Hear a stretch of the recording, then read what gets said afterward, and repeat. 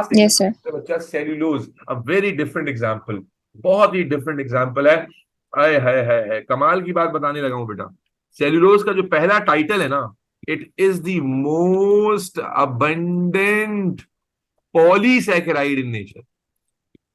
It is the most abundant polysaccharide in nature. जो polysaccharide सबसे ज्यादा इस नेचर में मौजूद है, नेचुरली एग्जिस्ट करता है, that is cellulose. Why? Because you all have studied this that every plant cell, or not only plant cell, मैंने तो अपने ओ लेवल्स के बच्चों को हमेशा एक बात कही है कि हम लोग जब बचपन में पढ़ते हैं ओ लेवल्स में कि भाई cell wall of plant is made of cellulose, तो वहां पर मैं तुम लोग को बताया था कि it is not like this कि सेल वॉल प्लांट में होती है। जो एक्चुअल कॉन्सेप्ट है कि cell wall is present in every organism except plant, except animal.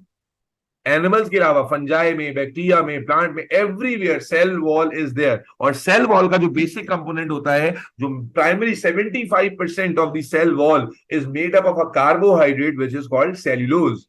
75% of the cell wall is made up of a carbohydrate which is called cellulose. So cellulose is a polysaccharide। कुछ general points लिखता हूं मैं और कुछ unique बातें फिर cellulose के बारे में आपके साथ करते हैं। तो पहला टाइटल जो हमने इसको दिया है, that is it is the most abundant carbohydrate. And what is the logic behind this कि भाई every cell, every plant cell contains cell wall, and cell wall के अंदर जो मेजर कंपोनेंट है वो सेल्यूलोज है। दैट, और प्लांट का जो नंबर है, जाहिर है प्रोड्यूसर्स होते हैं, तो आप जानते हैं प्रोड्यूसर्स का जो नंबर होता है हमारे इकोसिस्टम में वो कंज्यूमर से ज्यादा है ना। That is why the balance is maintained, and on that basis we are saying that cellulose is the most abundant carbohydrate, not carbohydrate, most abundant polysaccharide in nature. Is that clear? Yes, sir. Okay. Now let's talk about some basic points, and then I'll highlight some unique points about cellulose. So number one, is it a polysaccharide? Come again. It's a polysaccharide. Yes, Yes, it is. sir. Okay. Then is it a non-reducing sugar or a reducing sugar? Non-reducing sugar. Non-reducing sugar. Very good. Then is it a soluble in water or insoluble? Insoluble. Obviously insoluble in water. Okay, now the next question. Is it made up of alpha glucose or something else? So that's the first carbohydrate you are It studying. is made up of beta glucose. Very good. It Beta is the glucose. only carbohydrate in your syllabus. Guys, please remember this. It is the only, अब तक देखो मैं पीछे जाते जाता हूँ, आपने पढ़ा ग्लूकोज को, पढ़ा अल्फा बीटा पढ़ लिया, फिर माल्टोज में आए थे डाइसैकेराइड में, वहां आपने पढ़ा alpha glucose plus alpha glucose.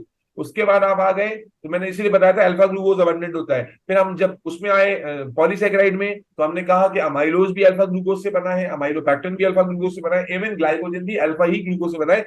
This is the only carbohydrate that is made up of beta glucose. So made up of beta glucose units. Number one. Number two, is it branched or unbranched? It is Unbranched. unbranched structure, or not only unbranched beta, unbranched parallel chains of beta glucose. देखो amylose भी, वापस चलो जरा, amylose was branched or unbranched? Tell me, amylose was branched or unbranched? Unbranched. Unbranched. But was it a parallel chain or a straight chain? No, it was a helical chain. ठीक है? But when we look at cellulose, the first different aspect that it is made up, it is the only carbohydrate in your syllabus which is made up of beta glucose, and it is the arrangement is unbranched parallel chains, unbranched parallel chains of beta glucose units, unbranched parallel chains of beta glucose units. So there are two different aspects now. Number one, it is made up of beta glucose units, and overall arrangement is unbranched. Not only unbranched, unbranched तो है, branches तो नहीं है, लेकिन टेढ़ा मेढ़ा भी नहीं है, straight chains है which are arranged parallel to each other. Are you getting this बेटा? अभी डायग्राम बना के भी दिखाऊंगा. Are you getting this बच्चों? Yes, sir. Okay. Not only this. ठीक है, अभी मजीद पॉइंट्स लिखूंगा, लेकिन उससे पहले जरा स्ट्रक्चर बना के चेक करते हैं। ठीक है, तो सबसे पहले हम ग्लूकोज यूनिट बना लेते हैं। ठीक है, and let's copy them. Beta glucose और सेल्यूलोज का स्ट्रक्चर ड्रॉ करके दिखा रहा हूं मेरे बच्चा, and this is literally very important, बहुत ही इंपॉर्टेंट कॉन्सेप्ट है सेल्यूलोज का।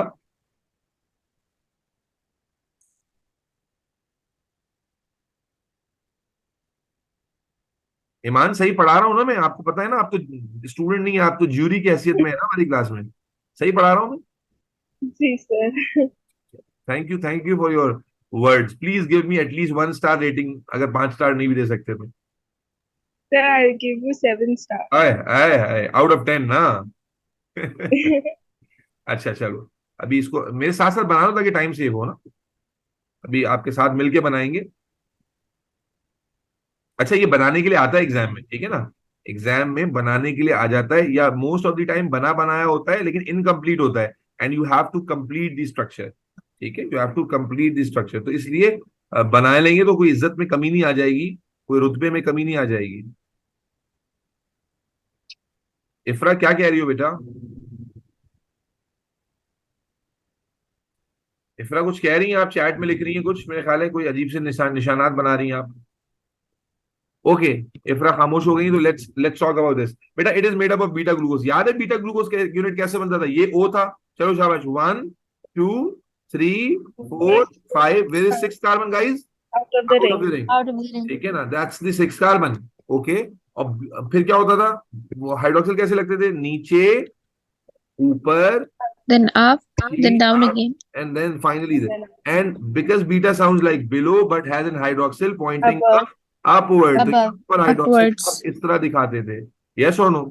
ठीक है। Yes. Yes. Yes, now sir. This is one. अच्छा, अब इसमें एक बड़ा इंपॉर्टेंट कॉन्सेप्ट है जो ईमान मलिक मुझे मैं सोच ही रहा था कि ईमान अब तक खामोश कैसे बैठी है, ईमान ने अब तक अपना मंजन क्यों नहीं बेचा, है ना। भाई अगर मुझे कुछ हो गया दौरान सेशन, बीमार हो गया, मैं मरमरा गया, अल्लाह ना करे, तो Iman is the person to contact because she knows everything, माशाल्लाह, वेरी गुड। ठीक है, अब अगर तुम देख के लिख रही हो ना ईमान, तो तुम्हें मेरी बदुआ लगेगी, तुम्हें बगैर देख के नहीं सर, पढ़ा है मैंने। अच्छा अच्छा, तो मैं जैसे कि हमने कहा कि Iman is only here just for the, मतलब वो एक कर्टिसी में आई हुई है, because otherwise she doesn't need any help माशाल्लाह से। ठीक है ईमान, रिजल्ट आ रहा है 16 तारीख को, ठीक है, भूलना जी नहीं। सर। ठीक है। चलो, बहरहाल तो मेरे बच्चे alpha glucose sorry beta glucose का एक यूनिट हमने बना लिया। आपको एक चीज नजर आ रही है, जो मैंने चेन बनाई है इसमें तुम्हें नजर आ रहा है कि मैंने कंटिन्यूस चेन बनाई है और पैरेलल, आप देख रहे हैं पैरेलल में चेन मैंने एक दूसरे के हिसाब से बनाई है। But there is one more unique property we see in cellulose जो कि अब तक हमने नहीं देखी, और वो क्या है बेटा? Every successive beta glucose unit, every successive beta glucose unit, यानी हर बीटा ग्लूकोज यूनिट के बराबर वाला ऑल्टरनेट वाला मेंबर जो है वो 180 डिग्री फेज रिवर्सल में होता है। 180 डिग्री फेज रिवर्सल में होता है। क्या मतलब हुआ अमल उरूब? कि इमेजिन दिस ग्लूकोज यूनिट कि मैं इसको फ्लिप कर दूं, 180 डिग्री घुमा दूं। मैं जब डायग्राम बनाऊंगा समझ जाओगे, जब मैं घुमा दूंगा तो ओ यहां आ जाएगा। यस और नो? अगर मैं इसको फ्लिप कर दूं तो जो ओ ऊपर हम शो करते हैं वो ऑक्सीजन नीचे आ जाएगा। Yes sir. ठीक है, एंड देन फिर कार्बन की नंबरिंग कैसे होगी बताओ भाई? अगर हमने इसको घुमा दिया तो कैसे नंबरिंग होगी? This would be, yes please, carbon number 1, carbon number 2, 1 carbon number 2 3, 3 carbon number 4. 4, carbon number 5, and where will be carbon number 6, like this. Yes और नो? Yes sir. तो मेरे बच्चे in beta glucose in cellular structure, not only this is unique के उसमें beta glucose है, but the other thing which is unique in it is के उसका जो हर ऑल्टरनेटिव ग्लूकोज यूनिट है वो 180 डिग्री रोटेट हुआ है। यानी इसके बराबर वाला अगर हम बात कर लें तो फिर वो 180 डिग्री रोटेट हो गया। अगर 180 डिग्री रोटेट हो गया it means it has become straight again. फिर वो ऊपर आ जाएगा, carbon number 1 2 3 4 5 and last one is 6। In the same way अगर इस वाले की बात करें, अगेन 180 डिग्री फेज रिवर्सल, ये ओ नीचे चला गया, 1 2 3 4 5 and that would be carbon number 6। Are you getting this बेटा? In each beta carbon, each successive beta carbon is in 180 degree phase reversal और rotation with respect to other। Her beta carbon, beta जो glucose है वो दूसरे वाले के लिहाज से 180 डिग्री रोटेशन में है, फ्लिप हुआ है। Are you getting this guys? Yes, sir. अब इस पे हाइड्रोक्सिल लगाते हैं, तो हाइड्रोक्सिल हम कैसे लगाते थे? नीचे ऊपर ना, सेकंड से, तो यहां नीचे क्या हो जाएगा? एक्चुअली ऊपर हो जाएगा। और यहां आप इमेजिन करो आप उस तरफ बैठ के लगा रहे हो तो नीचे ऊपर वाला कॉन्सेप्ट थोड़ा सा कंफ्यूजिंग हो जाता है। And that's how it is going to be like this. और हम कहते हैं अल्फा ग्लूकोज में, सॉरी बीटा ग्लूकोज में साउंड लाइक बिलो लेकिन हैज हाइड्रोक्सिल अबव, तो यहां जो अबव होगा वो इस तरह दिखाया जाएगा। Do you agree? Yes sir. Yes, sir. इसमें कंफ्यूजन नहीं होनी चाहिए। Neelam, Ifra, if you are confuse please let me know. Iman, Amal, Uroob, दोबारा से कहते Yes, sir. मेरे बच्चे, जब आपने फ्लिप Can किया तो एवरीथिंग विल बी फ्लिप ना, तो आपको ये कंफ्यूजन नहीं होनी चाहिए। अब जनाब बॉन्डिंग कैसे होगी? Now we know. सर जो कोट वाला है वो आपने शायद गलत लगाया है। Which one beta? Sir, the fourth one and second one. गलत लगा दिया मैंने? Are you sure? Yes, sir. हाँ जी, गलत लगा दिया था मैंने। अबे सही तो लगाया था, क्या हो गया, कहाँ गलत लगा दिया भाई? Sir, the fourth one. Fourth Would be one, up. it will be up, na? Up would be like this. What's wrong in that?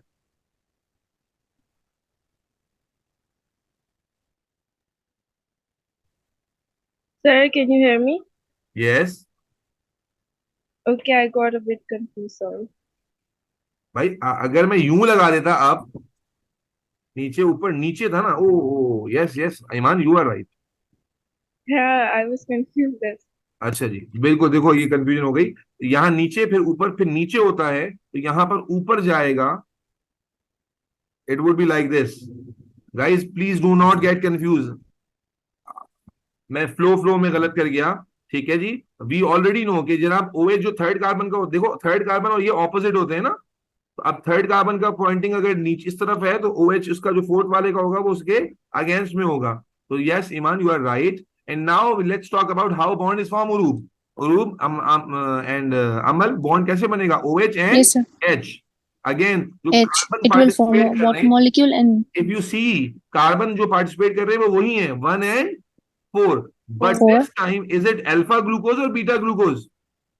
beta glucose. Beta. So the bond which is formed is not going to be alpha 1 4, rather it is going to be, yes please, beta 1 Beta 1 4 glycosidic bond. glycosidic bond. Amal, is that clear to you? Iman, Neelam, Ifra? Okay, the bond which is going to form is beta 1 4 glycosidic linkage. Neelam, please respond. Is that clear to you, Neelam? Yes, sir. Okay, now अगर मैं इसमें direct bond दिखा दूं, OH and H is removed and condensation हो गई है, तो how am I going to show this bond? I will show it like this, ठीक है। अच्छा, अब नेक्स्ट स्ट्रक्चर में आ जाओ, इसके बराबर वाले में। तो नेक्स्ट स्ट्रक्चर में आप देख रहे हो कि जो OH पहले यहां ऊपर की तरफ था, यहां अब वो OH नीचे चला गया है। यू कैन सी हियर कि यहां वाला जो OH है वो नीचे है, ठीक है। तो यहां जब बॉन्ड बनेगा O का, तो we are going to show it like this. फिर again all these are 1 4 glycosidic linkages beta. फिर आप देखो जब यहां कार्बन नंबर 1 का OH बनाओगे, तो the OH will be like this, क्योंकि ये सीधा मॉलिक्यूल है, ठीक है ना। एंड देयरफॉर जो अब ग्लाइकोसिडिक बॉन्ड बनेगा, that direction would be like this. तो अगर आप गौर से देखें तो क्रिस क्रॉस पैटर्न बनता जाएगा ग्लाइकोसिडिक लिंकेजेस में। ग्लाइकोसिडिक लिंकेजेस में क्रिस क्रॉस पैटर्न बनेगा because of that 180 degree rotation. 180 degree rotation की वजह से, प्लीज रिलेट टू दिस, आप बना के भी चेक कर सकते हो कि 180 डिग्री रोटेशन की वजह से एक बार जो ग्लाइकोसिडिक बॉन्ड होगा वो अपवर्ड ओरिएंटेशन में आएगा बच्चों, और एक बार डाउनवर्ड ओरिएंटेशन में आएगा। That will make a criss cross pattern, ठीक है। ये एक क्रॉसिंग या एक जिगजैग पैटर्न में जो है लिंकेज बनेगा, and this zigzag is one of the reason जिसकी वजह से ये स्ट्रक्चर काफी मजबूत होता है। आर यू गेटिंग दिस बच्चों? Yes, sir. Yes, sir. Let me come again. मेरे बच्चे, it is a polysaccharide which is a non-reducing sugar insoluble in water made up of beta glucose unit, and the unique property is that it is made up of beta glucose unit and not just a simple structure, rather it is made up of unbranched parallel chains of beta glucose unit. The other unique property is that each of the successive or every successive beta glucose unit is in 180 degree reversal with respect to other, ठीक है। And once the bond when the bond is about to form, the bond forms between carbon number 1 and carbon number 4 in a crisscross or a zigzag manner, and that bond is beta 1 4 glycosidic linkage. Are we clear till this point, everybody? Yes, sir. Yes, sir. Just to simplify, if I start drawing, so the bond, if I only show the bond, the bonds are represented like this, the glycosidic bond, and these are beta glycosidic bond. Okay, अब मेरे बच्चों यहां पर कहानी खत्म नहीं होती, बल्कि now what happens is I am going to take a name of one chemical bond, जो आप केमिस्ट्री में भी पढ़ोगे, एंड जब हम लोग प्रोटीन पढ़ेंगे, अभी जो आगे प्रोटीन आ रहा है, तो प्रोटीन में ये बॉन्ड और ज्यादा वैल्यूबल होता है, and the name of that bond is hydrogen bond. You are going to hear this name in your chemistry as well and in biology, particularly this chapter. और अभी हम प्रोटीन में जाएंगे तब जरूर ये बात बहुत इंपॉर्टेंट बॉन्ड है, इसको पढ़ेंगे. What is hydrogen bond? अभी तक हमने इस बॉन्ड का नाम नहीं लिया था. क्यों नहीं लिया था इसका रीजन बताता हूं. ऐसा नहीं था कि ये बॉन्ड था ही नहीं. This bond was always there. It was there in maltose, it was there in amylose, it was there in amylopectin, it was there everywhere. This bond was there every time. अक्सर ये मैं इसलिए mention करता हूं कि जब normally क्या होता है, बुक में जब आप पढ़ते हैं तो प्रोटीन में आता है ये या सेल्यूलोज में आता है, तो बच्चे एक अज्यूम कर लेते हैं कि शायद इस बॉन्ड का जो है ना इन्वॉल्वमेंट सिर्फ यहीं पर है. That's not correct. This bond is present everywhere. ठीक है, अलॉन्ग जितनी एग्जाम्पल हम पीछे पढ़ कर आए सब जगह. अब सवाल ये कि बॉन्ड है क्या अभी के लिए, because we are not studying chemistry right now. Just trust me, this is a bond which is form due to oxygen and hydrogen. Oxygen and hydrogen. तो आप जब हाइड्रोक्सिल देखते हो, hydroxyl of one glucose and hydroxyl of another glucose, when we see hydroxyl, तो ये आप देखो ये ऑक्सीजन नेगेटिव पॉजिटिव है और यहां पर नेगेटिव पॉजिटिव है. So basically what happens is the attraction develops between this positive and negative, and this is what we call hydrogen bond. This is what we call hydrogen bond. Hydrogen bond, what is it? थोड़ी chemistry है, मैं आसान करके समझा रहा हूं कि hydrogen bond is a bond that is formed in between oxygen of one beta glucose and hydrogen of another beta glucose. आप देख रहे हैं, मान लीजिए कि एक बीटा ग्लूकोज है, दूसरा बीटा ग्लूकोज है, इसका oxygen which is negative and the hydrogen which is positive, इन दोनों के दरमियान दिस बॉन्ड इज फॉर्म्ड. तो let me come again. There is a bond called hydrogen bond. ठीक है, and we are going to talk about this bond Sir, now. your screen is gone. My screen is not coming. Okay, wait. Can you see my screen now? Yes, sir. Okay. So बेटा हम क्या बात कर रहे हैं कि just to write further points, before writing further points, we have to understand a bit about this bond called hydrogen bond. सबसे पहले समझना है what is hydrogen bond. तो hydrogen bond is a bond कि जब एक मॉलिक्यूल में ये OH है एंड ये दूसरे मॉलिक्यूल के अंदर OH है. ठीक है, and this H is positively charged and this O is negatively charged. So there's an attraction between these two molecules and this is what we call hydrogen bond. हम chemistry में इसको properly define करते हैं. It is a bond और it is a force of attraction between electronegative oxygen of one molecule and hydrogen of another molecule. This is called hydrogen bond. You will study this in detail chemistry में, और अभी protein में भी नाम दोबारा आएगा. तो अभी के लिए तुम्हें पता होना चाहिए कि इट्स अ बॉन्ड. ठीक है, and it is one of strong bonds. One of the strong bonds है, ये वीक बॉन्ड नहीं होता. And it is formed between a negative element of one molecule and the positive hydrogen of another. अब the thing is, जो मैंने अभी तुम लोगों को थोड़ी देर पहले कहा कि this bond was always there. ये क्यों कहा? क्योंकि अगर तुम मेरी बात को रिलेट कर पा रहे हो तो क्या तमाम एग्जांपल्स में OH थे बहुत सारे ग्लूकोज के? बोलो बेटा. All the examples we have learned, उसमें सब में हाइड्रोक्सिल ग्रुप्स थे, और जब हाइड्रोक्सिल ग्रुप्स थे फिर क्या ऑक्सीजन और हाइड्रोजन थे? बिल्कुल थे. And that is why I have said कि hydrogen bond was always there. Now the question is, if it was always there तो हमने इसकी बात क्यों नहीं की? अभी बताता हूं, थोड़ी देर में होल्ड करके रखना. अभी मुझे ये बताओ अमल, यूनुस एंड एवरीबॉडी एल्स, कि हाइड्रोजन बॉन्ड एक बॉन्ड है, ये तुम्हें समझ आ गई. और तुम्हें ये समझ आ गई कि हाइड्रोजन बॉन्ड डेवलप होता है दो डिफरेंट मॉलिक्यूल्स के दरमियान, एक का ऑक्सीजन दूसरे का हाइड्रोजन, इसके दरमियान जो अट्रैक्शन पैदा होती है that is hydrogen bond and it is one of the strong bond. क्या ये बात सबको क्लियर हो गई? Neelam, Ifra? Yes, sir. Yes, sir. Now अब समझो यहां पर मैं क्यों बता रहा हूं हाइड्रोजन बॉन्ड की जिक्र पहले क्यों नहीं किया. अब क्या हम देख सकते हैं कि बहुत सारे हाइड्रोक्सिल्स लटक रहे हैं, यहां भी लटक रहे हैं, यहां भी हाइड्रोक्सिल्स लटक रहे हैं? बोलो भाई. यहाँ Yes. से हाइड्रोक्सिल. तो मेरे बच्चे होता क्या है? What is going to happen actually? Why I am telling you this? Because of, देखो अब तक क्या था कि अब तक जो है ना हमारे पास ब्रांच स्ट्रक्चर ज्यादा आ रहे थे, और ब्रांचेस में क्या होता है, let me give you another example. जब स्ट्रक्चर ब्रांच होता है, मान लो स्ट्रक्चर ब्रांच है, ठीक है, ये स्ट्रक्चर ब्रांच है और ये एक दूसरा स्ट्रक्चर है जो ब्रांच है, तो due to lot of branches these structures can not come to close. समझना मेरा बच्चा. देखो, due to branches these structures can not come to close. However, अगर हमारे पास एक अनब्रांच स्ट्रक्चर हो लाइक दिस एंड दिस, तो बिकॉज यहाँ पर हर्डल के लिए ब्रांच नहीं है, तो these structures can come to close to each other. Yes और no? Do you agree with this common sense?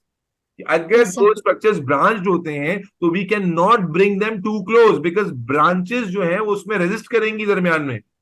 Are you getting this concept? However, Yes. if Right. structure is unbranched, these structures can come too much close. And here you can see that this cellulose is not only unbranched, rather it is also a parallel arrangement. So parallel arrangement can, in parallel arrangement में क्या ये chains of cellulose एक दूसरे से बहुत ज्यादा close आ सकती हैं? बोलो बेटा. Yes, sir. Definitely yes, and that is why strong hydrogen bonds develop in between these chains.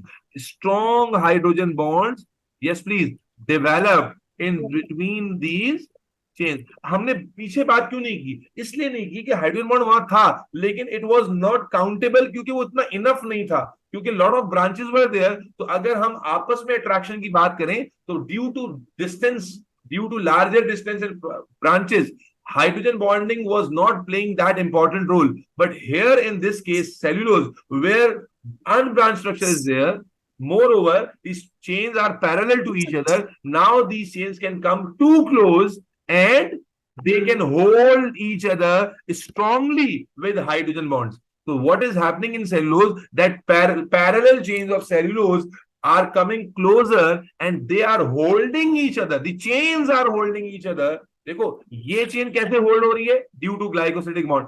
But multiple chains are stacked together and they joined with each other. They come very close with each other and all are linked and held by a strong hydrogen bond. And that is the reason, the hydrogen bonding between the parallel chains is the only reason why cellulose is so structural, why it is so rigid, why it is so hard. Because क्या हो रहा है? Imagine कीजिए, आपने झाड़ू देखी है, झाड़ू के तिनके आपने ले लिए, आपने उनको जमा करना शुरू किया, and you are stacking all of them together from a very weak wooden piece. It become a very strong thing. आप उसको तोड़, झाड़ू अगर आपने पूरी रोल की हुई, लकड़ियां आपने पूरी रोल की हुई है, स्टैक की हुई है, you cannot break them in form of stack.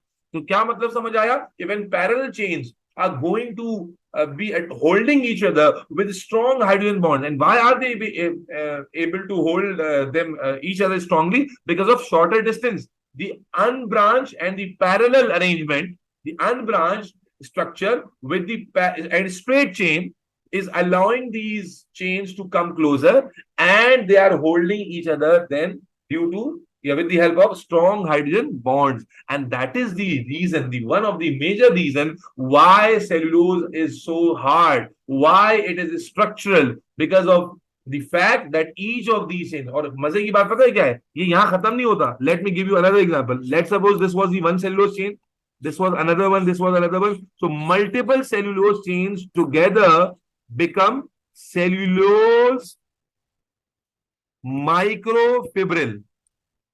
Microfibril. Now we have one microfibril. Now we have one more microfibril of lot of cellulose chains. Okay. And now we have one more microfibril of cellulose chains. All of them are holding each other via hydrogen bonds. Now we have one more, hundreds of, even thousands of these microfibrils now will stack with each other. Yes. They will further stack with each other and it will look something like this. Lots and lots and lots and अगर आप microscope में कभी plant cell को detail में observe करें in your school, so lot of microfibrils when are stacked together, cellulose को cell wall में देखना ना, ऐसी अरेंजमेंट नजर आएगी and they together form cellulose fiber. They together form what? बोलो भाई, cellulose fiber. Can you imagine the level of complexity and rigidness cellulose chains are bringing together? एक cellulose है, multiple cellulose chains are stacked to form microfibril and hundreds or thousands of microfibrils are further stacked together to form one fiber and thousands of fibers now will combine to form cell wall. Thousands of these fibers are going to affiliate, combine, assemble again via hydrogen bond to form the plant cell wall. And that is the reason cell wall is so strong, rigid, that it can bear enough amount of pressure, does not let cell wall to burst. Are you getting this, guys and girls? Yes, sir. Yes, sir. Definitely, I cannot give you the visual idea, but I am explaining in a way ताकि तुम्हें एक concept मिले कि this is the beginning और उसके बाद फिर multiple chains holding each other strongly via hydrogen bonds are stacked together to form microfibril, and then thousands of microfibrils stacked together to form a fiber, and then those thousands of fibers are stacked together to form, yes please, to form cell wall, to form cell wall. Okay, and that is the reason, one sole reason of the rigidity is the strong hydrogen bonding between cellulose chains. And how is that possible? Because of the unbranched and parallel arrangement of the molecules. And how hydrogen bond is developed? Between hydroxyl groups of different glucose units. Am I clear? Yes, sir. Yes, sir. sir. आज पता है पहली class सुबह 11 बजे start हुई थी and without I have almost travelled all over the Karachi because आज 6 अलग जगह पे क्लासेस थी. आज आप लोगों का डिसिप्लिन जो है ना वो एनर्जाइज करता है. I was so tired before the class. मैंने अभी डिनर भी नहीं किया था. माय वाइफ वाज सेइंग कि सर प्लीज डिनर तो कर लें फिर क्लास स्टार्ट कर लीजिएगा. मैंने सोचा लेट हो जाएगी class, but again I am feeling quite fresh while talking to you guys. हालांकि टिपिकल कॉन्सेप्ट है लेकिन इट्स अ टू वे ना, एनर्जी टू वे ट्रांसमिट होती है. If you are paying attention, एक बच्चा सो रहा होता है ना पता चलता है. अल्हम्दुलिल्लाह you guys pay attention and I'm thankful to Allah and you guys as well, because in online setup if you are not attentive, you are not giving your energy, तो टीचर का तो इंटरेस्ट चला ही जाता है. And this is a discussion which is surely going to come in exam and I am highlighting every point because I don't want my student to miss anything, कि वो confuse हो जाए कि भाई एग्जाम में क्या लिखना है. तो भाई यहां पर अब जो बकवास मैं इतनी देर से कर रहा था, लेट्स राइट दिस बकवास. ठीक है. Each successive beta glucose unit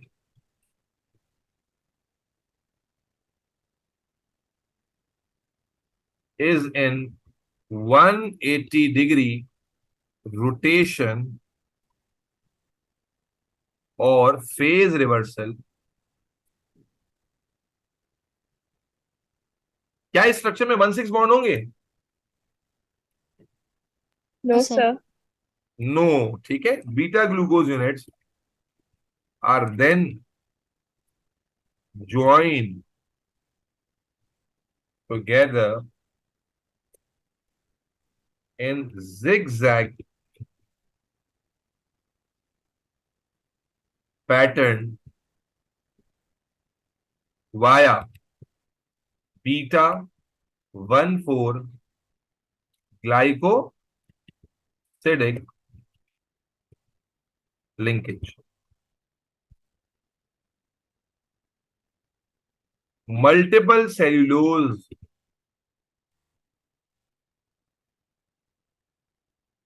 chains them come closer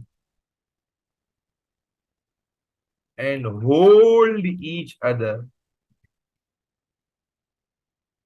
tightly via hydrogen bonds.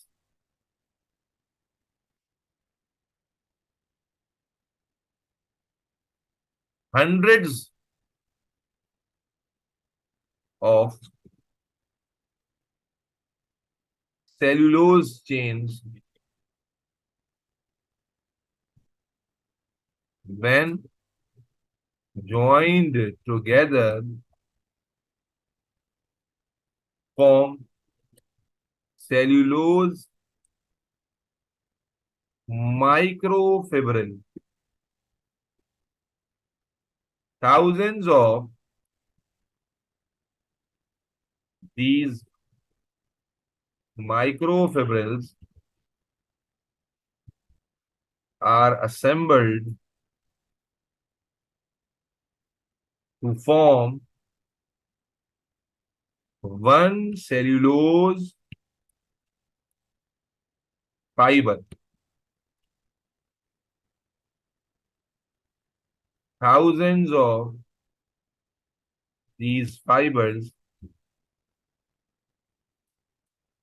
make cell wall.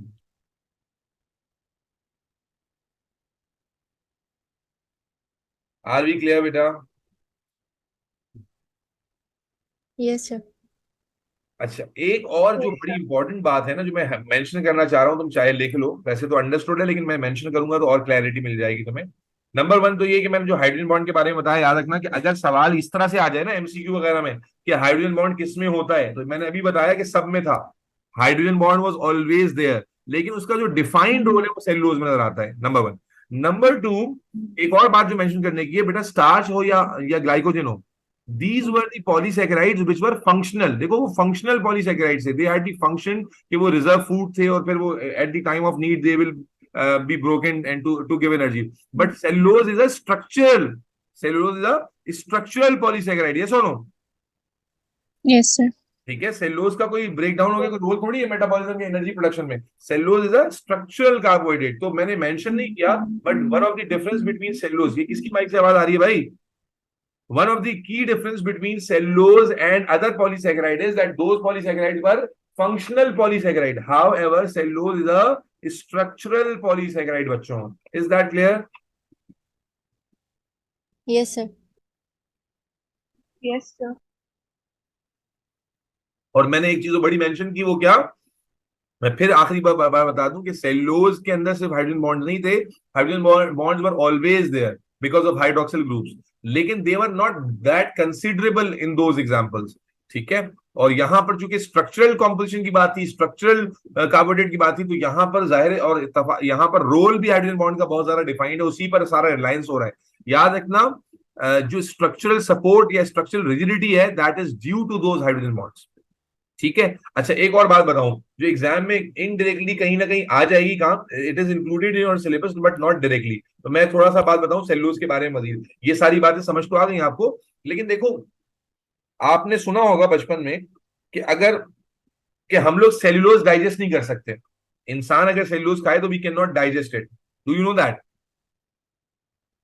Yes, sir. Yes, sir. Yes, sir. Why is that so? The reason is that देखो, हमारी body में अल्लाह ताला ने जो polysaccharide रखा है वो glycogen है, और अगर हम प्लांट से लेते हैं स्टार्च आ जाता है। तो स्टार्च और जो ग्लाइकोजन है, ये मैं बहुत की रीजन दे रहा हूँ, और सवाल एग्जाम में ये सवाल क्वेश्चन में तो नहीं आया है, एमसीक्यू में आया है, और उसमें स्टेटमेंट्स थी, तो मैं वो स्टेटमेंट के बिहाफ पर तुम्हें एक कॉन्सेप्ट दे रहा हूँ कि मेरे बच्चे, जो हमारा ग्लाइकोजन या स्टार्च हम लोग इंटेक करते हैं, which is a complex polysaccharide obviously, but it is those are easily broken down by the body. Why? Because बेटा those contain what? Alpha 1 alpha 1 4 linkages, है ना, and we have got every enzyme जो alpha 1 4 linkage को specifically break down करता है, we have got those enzymes. लेकिन cellulose is made up of beta 1 4, yes और no? beta 1 4, and for breaking down beta 1 4 specific enzymes are not present in our body. So why is cellulose not able to be digested by the human body or our body?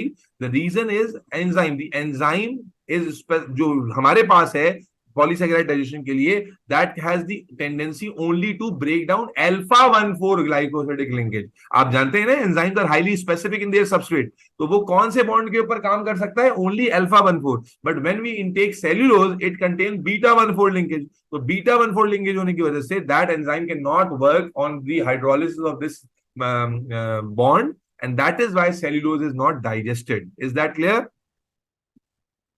Yes, sir. Yes, sir. One liner जो statement है कि what's the basic reason why cellulose is not digesting? It is the specificity of enzyme. The enzyme which we have is specifically for alpha 1 4 breakage, but this cellulose contains beta 1 4. That is why cellulose जो है वो अल्लाह भला करे आपका digest नहीं होता। More over, ये जो हमारे फाइबर, आपने सुना होगा इंटेस्टिनल फाइबर्स, फाइबर का नाम सुना है? Dietary fibre. Sir. ये जो डाइटरी फाइबर्स होते हैं, these are also, they also contain beta linkages. They also contain, dietary fibers are not cellulose exactly, they are hemicellulose and other molecules, but the common thing is that dietary fibers also contain beta 1 4 linkages, and that is why जब हमारे अल्लाह ताला ने जो हमारी intestine में dietary fibres रखे हैं, वो इंटेस्टीन के एंजाइम वहां काम कर रहे हैं, लेकिन those fibres are not digested because of again beta 1 4 linkages. bodies enzymes are not able to digest those. वो हमारी the speciality of those fibers is कि वो हमारी large intestine और small intestine पर stick हो जाते हैं, and they are not digested, and they play a very important role in digestion and absorption of food. So जब हमें डायरिया होता है, इंटेस्टाइनल फाइबर डैमेज होते हैं, तो डॉक्टर हमें क्या कहता है कि फाइबर वाली डाइट ज्यादा लें, और वैसे भी हमें फाइबर ज्यादा लेनी चाहिए ताकि हमारी डाइजेशन प्रॉपर रहे। दी आइडिया जो मैं तुम्हें समझाना चाह रहा था कि डाइटरी फाइबर्स जो है ना, अदर देन सेलुलोज, जो हमारी डाइटरी फाइबर्स हमारे इंटेस्टीन में होते हैं, हम जो डाइट से लेते हैं, those are also not digested due to beta 1,4 linkages, and that is why they get stored in the intestinal wall, और फिर वो अपना काम करते हैं स्टमक एनवायरनमेंट में, या इवन के जो हमारा इंटेस्टीन का एनवायरनमेंट है वहां वो ब्रेक डाउन नहीं होते। हम जो भी फूड खा रहे हैं वो ब्रेक डाउन हो जाता है, बट दीज फाइबर वाला food, the fibres go and they get attached to the intestinal wall rather getting digested. तो डाइजेशन उनकी भी नहीं हो पा रही। द रीजन इज, क्यों नहीं हो पा रही? क्योंकि उनमें भी बीटा लिंकेजेस होते हैं, we do not have enzymes to break beta linkages. Are we clear बेटा? Yes, Yes, sir. sir. Amal, Yes, sir. Iman, Ifra, Neelam, Aroob, any question बेटा? No, sir. All clear. Okay, No, but sir. It's that's the good. end of carbohydrate. Alhamdulillah, that's the end of carbohydrate discussion. Carbohydrate यहाँ पर alhamdulillah सुम्मा alhamdulillah खत्म हो गया, and inshallah ताला we will resume our session from lipid. Lipid का discussion ज्यादा लंबा नहीं है, एक ही सेशन में हो जाएगा। तो मोस्ट लाइकली अगर फर्स्ट हाफ में लिपिड हो गया तो सेकंड हाफ में ही हम कार्बोहाइड्रेट और लिपिड के कुछ क्वेश्चंस क्लास में कर लेंगे, and then I will be sending you the worksheet, a huge worksheet, तो तुम लोग स्टार्ट करोगे, एंड इंशाल्लाह फिर उस होमवर्क को हम ट्रेस करेंगे कि तुम कितने अच्छे से कर रहे हो। ठीक है।